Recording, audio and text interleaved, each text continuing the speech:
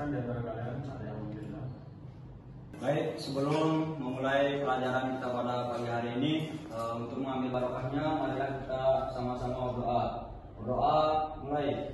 Bismillahirrahmanirrahim. Assalamualaikum warahmatullahi wabarakatuh. Waalaikumsalam warahmatullahi wabarakatuh. Selamat pagi semuanya. Pagi luar biasa, alhamdulillah. Baik, terima kasih adik-adik.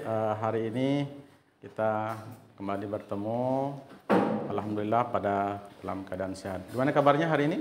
Alhamdulillah. Baik, terima kasih. Jadi hari ini saya akan menjelaskan atau menerangkan materi tentang konsep dasar ekonomi Islam, ya. Nah, jadi adapun tujuan pembelajaran kita tentang ekonomi Islam ini, yang pertama adalah bagaimana adik-adik mahasiswa mampu mendefinisikan apa itu ekonomi Islam, ya.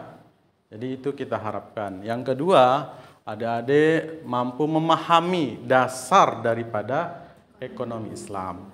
Kemudian yang ketiga, adik-adik mengetahui tujuan ekonomi Islam, filosofi dan metodologi ekonomi Islam.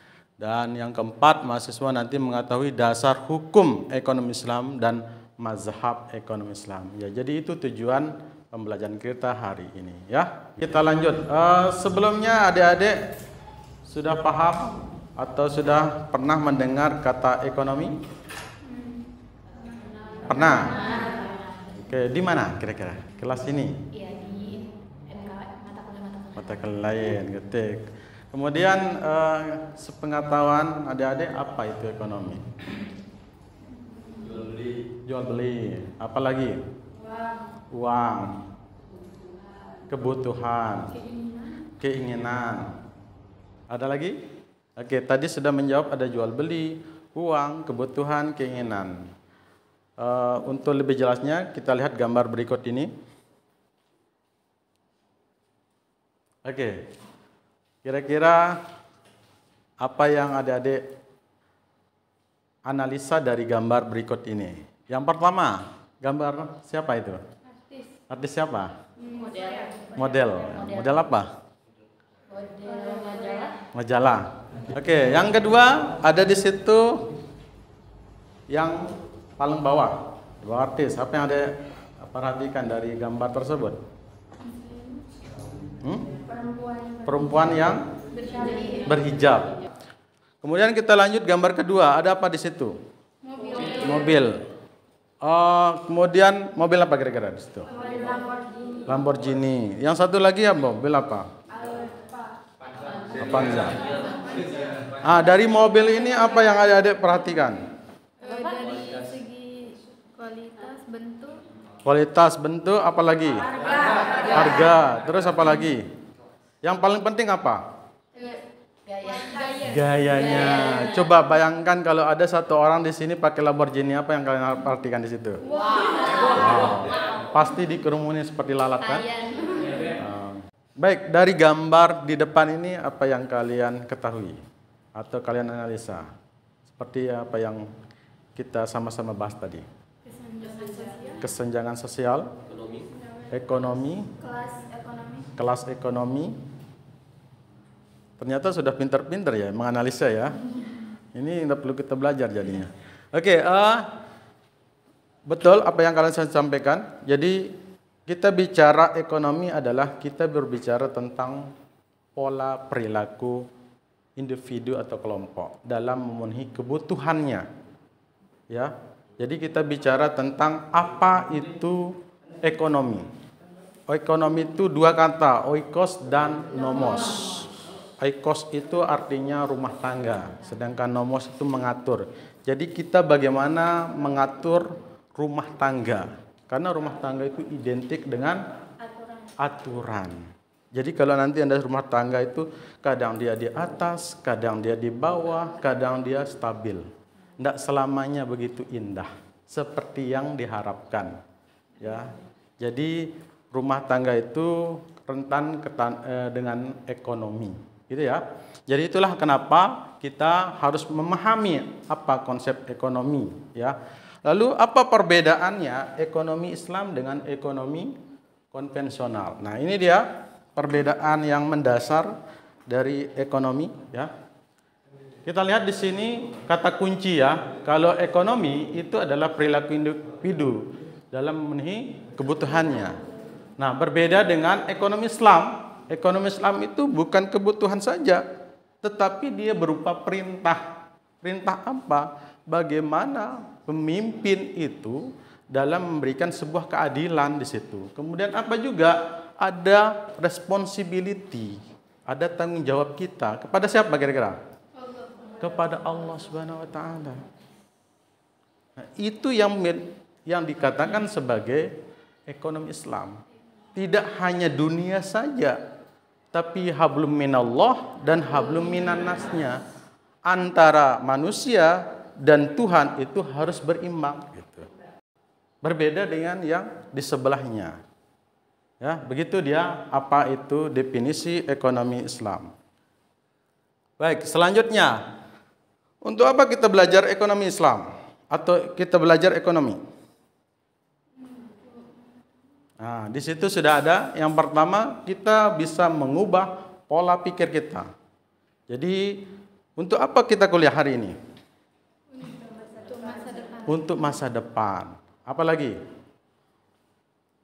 Untuk memperluas wawasan kita. Tidak ada ke depan yang tahu bahwa ke depan itu seperti apa. Seperti yang hari ini. Dulu kalau kita penggunaan handphone hanya menggunakan handphone pelalit, ya. Hari ini cukup dengan ditiup-tiup, ya, gitu ya. Atau ditinggal disentuh, dia sensitifikasi gitu, sensitif banget. Sedikit sentuh aja, udah lain ada yang dilihat gitu. Nah, itulah perubahan pola hidup yang semakin hari terus berkembang, ya. Yang kedua, kita bisa memahami kondisi masyarakat. Gambar berikut ini menyajikan bahwa aktivitas ekonomi, baik di pasar tradisional, pasar modern, bahkan pasar-pasar yang lebih besar lagi. Kita tahu apa itu jual beli, kita tahu apa itu kas, kita tahu apa itu keuangan, kita tahu apa itu asuransi. Semuanya dari aktivitas ekonomi. Kemudian yang ketiga, kita tahu permasalahan-permasalahan internasional. Apa permasalahan internasional? Ekspor. Apa lagi? Impor. Itu harus kita pahami gitu. Yang keempat, itu berbicara tentang bermanfaat dalam membangun demokrasi. Kita tahu bahwa periode jangka panjang dari presiden sebelumnya, bahwa presiden Orde Lama, Orde Baru sampai saat ini. Bagaimana kalian amati? Banyak perubahan apa yang kalian hadapi? Digitalisasi, apa lagi? Ya, pemerataan ekonomi. Jadi kita amati perkembangan dari tahun ke tahun. Bahwa kalau dulu Orde Lama, Orde Baru belum ada yang namanya anggaran dana desa. Saat ini sudah banyak. Kita dapat bantuan, ada yang namanya PKH. Apa PKH? Program Keluarga Harapan. Ada KIS. Apa keluar KIS? Kartu Indonesia Sehat. Kita dapat kartu KIP, Kartu Indonesia Pintar. Jadi semuanya diberikan fasilitas. Tujuannya tidak lain adalah kesejahteraan gitu masyarakat. Baik, selanjutnya baru kita memahami tentang pondasi ekonomi Islam. Jadi kalau kita sudah paham pondasi ekonomi Islam, kita harus memahami apa itu tauhid atau keesaan Allah. Jadi ketuhanan. Jadi tidak lain adalah apa yang diberikan oleh Allah kepada kita semua. Tauhid. Tauhid ini berbicara tentang keikraran kita, kesepakatan kita. Ibarat kalau orang misalnya suka sama seorang, dia mengatakan apa? I love you katanya. Apa harus dibalas? I love you too. Atau bahasanya dia, aku suka sama kamu, aku juga suka katanya. Tapi yang menjadi masalah adalah apanya? Proses dalam menjalankan hubungannya. Begitu juga ketika ada mu'allaf, dia berkerat mengatakan asyhadu alla ilaha illallah wa asyhadu anna muhammadar rasulullah. Di situ sudah mulai dia harus sholat, berwudu dulu. dia membersihkan mandi besar, hadas kecil dan hadas besar. Dia berikrar karena dia mengatakan bahwa tiada Tuhan selain Allah, la ilaha illallah, qul huwallahu ahad. Jadi dia harus berikrar. Dengan ikrarnya dia, maka dia harus wajib menjalankan segala perintah Allah. Baik, selanjutnya kita sesi diskusi. Mungkin ada yang belum jelas dari apa yang saya jelaskan. Silakan, ada yang pertanyaan? Ya, silakan. Tadi kan menjelaskan tentang rububiyah.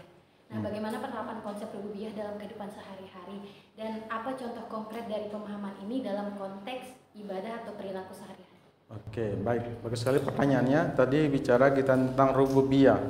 Jadi rububiyah itu bagaimana tentang kita bahwa Allah itu pemberi rezeki. Allah itu memberikan segalanya.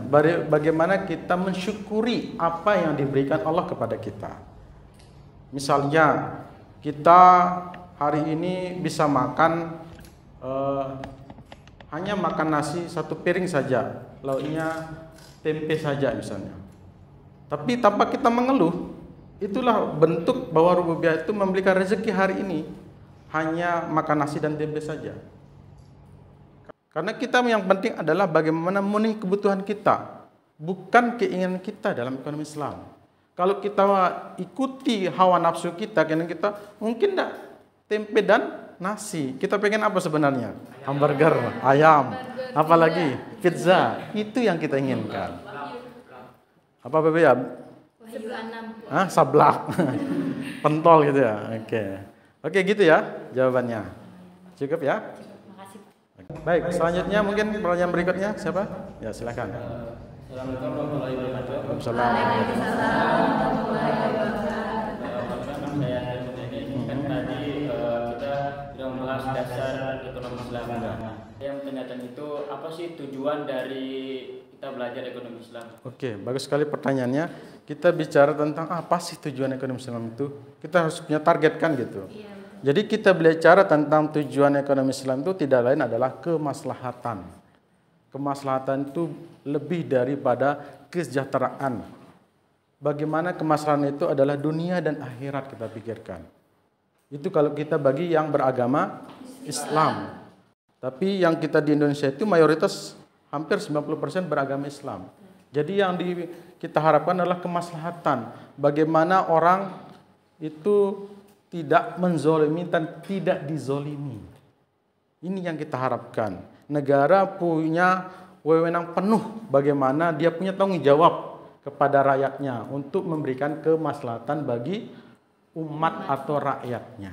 Begitu ya, tujuan kita tentang bicara tentang ekonomi Islam. Baik, ada absennya? Ada, Pak. Ya, silakan. Ada yang masuk, tidak masuk hari ini teman-temannya? Ada. Siapa? Maul Hayati ya. Maul Hayat. Kenapa? Izin katanya ada kegiatan. Oke. Yang lain? Tidak ada? Siapa lagi? Oke. Nanti diisi absennya ya.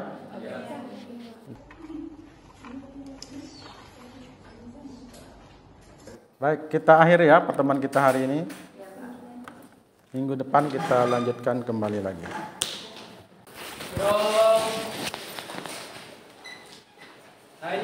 Assalamualaikum warahmatullahi wabarakatuh. Waalaikumsalam warahmatullahi wabarakatuh.